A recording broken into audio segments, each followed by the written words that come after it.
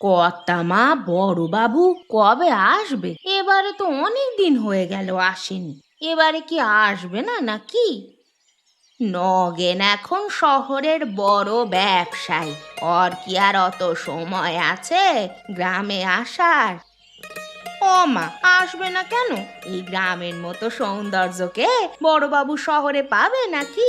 দেখবে দেখবে, ঠিক আসবে। তোর কথা সত্যি হলেই ভালো। আমারও তো ছেলেটাকে বড্ড ইচ্ছা করছে দেখতে। সে কি আর আমার কপালে আছে নাকি? বড়বাবুকে একবার পাঠাও না খবর, দেখবে ঠিক সে চলে আসবে। তোমার কথা শোনেনি কবে এমনটি হয়েছে? আমার তো আবার এদিকে ডোবার চাষটাও আছে। কত কষ্ট করে পচা ডোবাটাকেই ভালো করে পরিষ্কার করে চাষ করবে চিংড়ি মাছ। তাই বলো আর নাই বলো, তুমি বলেই পারছো। আমি হলে কিচ্ছু করতে পারতাম না। তোমার এত বয়স হয়ে গেল, তাও তুমি সব দিক সমানে সামলে নিয়েছো। আর কি করব বল, সামলাতে তো হবেই। এই ব্যবসাটাই তো আমাদের একমাত্র সম্বল। আজকে যতটুকু আমরা, সবটাই এই ব্যবসা থেকে। হ্যাঁ গো, কথা বলো। আমি সেই কবে থেকে তোমাদের বাড়িতে কাজ করছি। তুমি তো দেখছি তুমি যে ব্যবসা করবে সেটাকে পুরো নিজের মায়ের মতো মনে করো।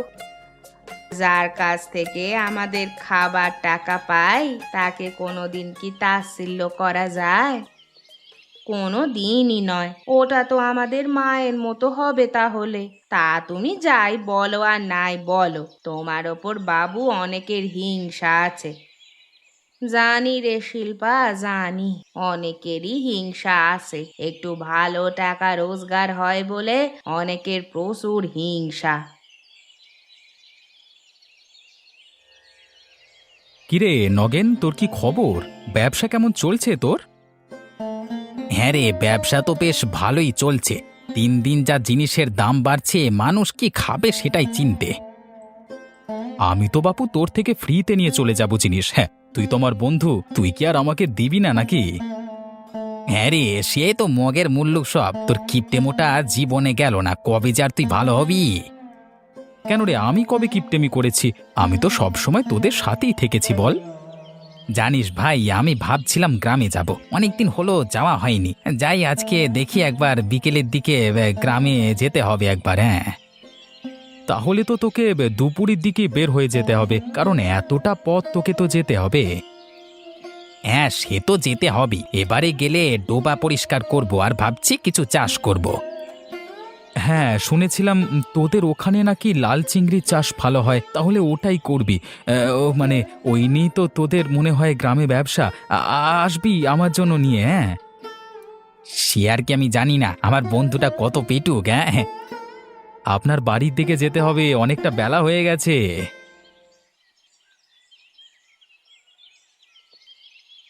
কি রে লতিফ, এখন এলি যে? হঠাৎ কিছু খবর আছে নাকি? না হলে তো তুই এমনি এমনি আসিস না কোনো দিন। কে কর্তামা, জমির ব্যাপারে একটুখানি কথা ছিল। জমিতে এবারে ফলন খুব একটা ভালো হয়নি। কেন রে, ভালো হয়নি কেন? এবারে কি হলো হঠাৎ করে? প্রত্যেকবার তো বেশ ভালোই চাষ হয়। অন্যবারে কি আর এত বৃষ্টি হয়? এবারে বর্ষাকাল পরে থেকে অনবরত বৃষ্টি হয়ে যাচ্ছে। একটু রোদ না দিলে ফসল হবে কি করে? তা সাওয়া করে দিতে পারতিস তো, জমিটাতে কিছু হতো না অন্তত? ওই অতখানি জমিতে ছাওয়া দেওয়া যায় নাকি? আকাশে রোদ নেই, কিছু নেই, ফসলে যে পুষ্টি হবে কি করে? তাহলে এখন কি করবি? কিছু কি করা যাবে জমিতে? তাহলে বিশাল লোকসান হয়ে যাবে যে। সে তো হবেই, ওই জন্যই তো আপনার কাছে এলাম আমি। যাতে যাতে পরে না আমাদেরকে মুখ করে না আপনি আর কি। আমার ছেলেটা থাকলে সে এক্ষুনি করে দিত কি করতে হবে, কিন্তু আমি কি আর এত কিছু বুঝি নাকি? তোদের ওপরেই তো ভরসা করে সব ছেড়ে দিয়েছি। বলছিলাম যে কর্তামা, এখন তাহলে আজকের দিনটা দেখি, কালকের দিনটা যদি রোদ ওঠে তাহলে রেখে দেবো। হ্যাঁ, হ্যাঁ, যদি এইভাবে বৃষ্টি হতে থাকে আর রোদও না ওঠে তাহলে ফসল তুলে ফেলবি, যতটুকু যা হয় ততটুকুই হবে। হ্যাঁ, আমিও তাই বলছিলাম, লোকসান হওয়ার থেকে ওটা করাই ভালো। ঠিক আছে, আজ তাহলে আয়, আর আমাকে কি খবর হচ্ছে জানাবি।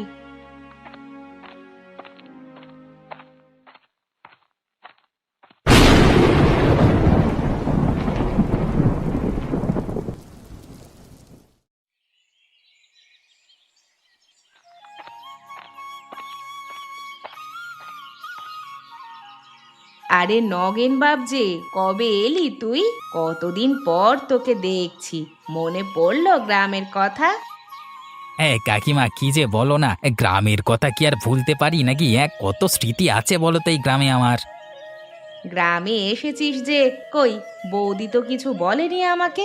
না হলে তো সব সময়তেই সব কথা বলে।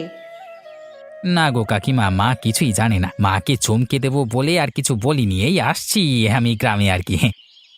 তা হঠাৎ এই বর্ষাকালে এলি যে, একটু ভালো আবহাওয়া দেখে তো আসতে পারতিস।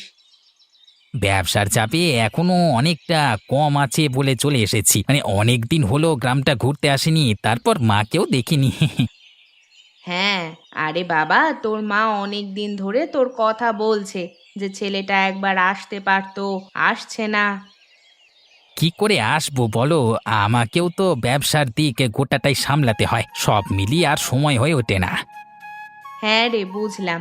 এখন যা গ্রামে বৃষ্টি আরম্ভ হয়েছে, দেখ না, সব সময়তেই বৃষ্টি হয়েই যাচ্ছে। গ্রামের সব ফসল এবার নষ্ট হয়ে যাবে। সত্যি একেবারে আবহাওয়াটা বাজে করে দিয়েছি। আচ্ছা বাবা, তুই বাড়ির দিকে যা, আমাকেও এবার বাড়ির দিকে যেতে হবে। আমি পরে গিয়ে তোর সাথে গল্প করবো খন।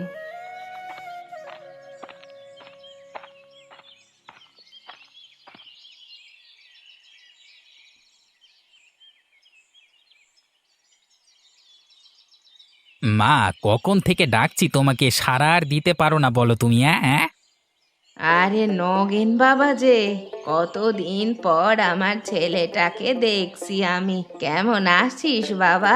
তা আসবি একবার বলে আর এলি না যে। প্রত্যেকবার তো বলি আসি, এবারে ভাবলাম যে একবার তাহলে না বলি যাই, দেখবো তুমি কেমন চমকে যাও। হ্যাঁ, এখনো সেই দুষ্টু বুদ্ধিটা তোর গেল না মাথা থেকে। মাকে তুই চমকে দিবি।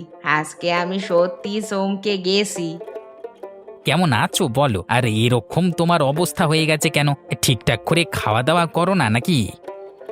হ্যাঁ করছি, আমাকে তো এখানে সবটা একাই সামলাতে হচ্ছে নাকি, তাই একটু চাপ পড়ছে, এরকম লাগছে।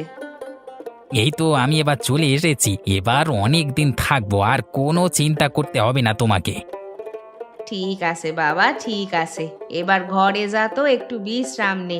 আমি দেখি শিল্পাকে বলে কিছু একটু ভালো রান্না করতে।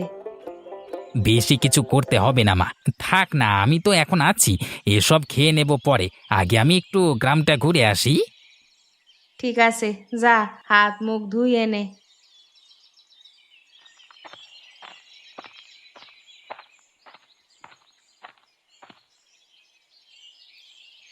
কি গো বাবা, তুমি গ্রামে কবে এলে? আমি তো আর সকালবেলা গিয়েছিলাম তোমাদের বাড়িতে, কই তোমাকে তো দেখতে পেলাম না বাড়িতে। আমি তো এই বিকেলে বাড়িতে এলাম গো কাকা, একবার গ্রামটা ঘুরতে বেরিয়েছি, ভাবছি একবার এই ডোবাটাও দেখে যাব। কিন্তু বাবা, ওটা তো নোংরা হয়ে পড়ে আছে, ওটাতে আর কি করা যাবে? আমি ভাবছিলাম যদি ওই ডোবাটাকে কিছু বৈজ্ঞানিক উপায়ে পরিষ্কার করিয়ে চিংড়ি মাছের চাষ করা যায় তাহলে কেমন হবে? না, বেশ ভালোই হবে। আমাদের গ্রামে তো চিংড়ির চাষ ভালোই হয়। তুমি যদি করো তাহলে বলবে, আমি লোকের ব্যবস্থা করে দেবো। হ্যাঁ, ঠিক আছে কাকা, তাহলে কালকে সকালবেলায় লোকের ব্যবস্থা করে ফেলবে। হ্যাঁ, আমি কালকেই ডোবাটাকে পরিষ্কার করিয়ে চিংড়ি মাছ ছাড়বো ওটাতে। ঠিক আছে, আমি কালকে সব ব্যবস্থা করে ফেলবো, সকালবেলায় লোক নিয়ে হাজির হয়ে যাব। ঠিক আছে। ওই ডোবাটাতে আমার কত স্মৃতি জানো কাকা, ওই ডোবাটায় যদি কিছু করতে পারি আমার অনেক ভালো লাগবে। হ্যাঁ গো বাবা, আমি জানি। তোমাদেরকে আমি কি কম দিন দেখেছি নাকি? 25টা বছর হয়ে গেল তোমাদের সঙ্গে কাজ করেছি। মাও আমাকে কত কষ্ট করে মানুষ করেছে, নিজের ছেলে না হয়েও যে এরকম ভাবে মা হয়ে ওঠা যায় কোনোদিন ভাবতেও পারিনি। তুমি ছোটবেলায় কত বদমাইশ ছিলে, আর এখন সেই ছেলে কত বড় হয়ে গেছে।